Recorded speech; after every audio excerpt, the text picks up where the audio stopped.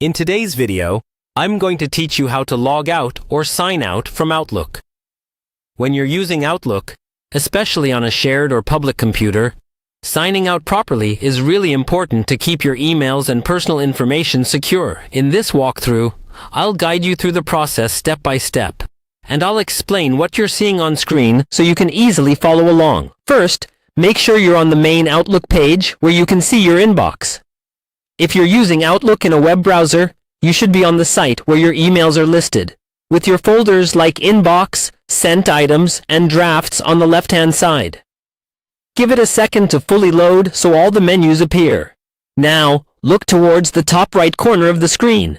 You should see a small profile icon.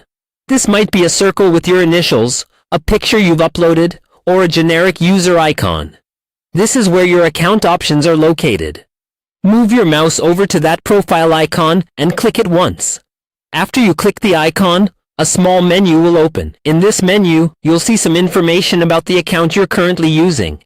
And you might also see options to manage your account or switch between multiple accounts if you're signed in to more than one. What you're looking for here is the option that says Sign Out or Log Out. Once you see that Sign Out option, click it. Outlook will start to sign you out of your account.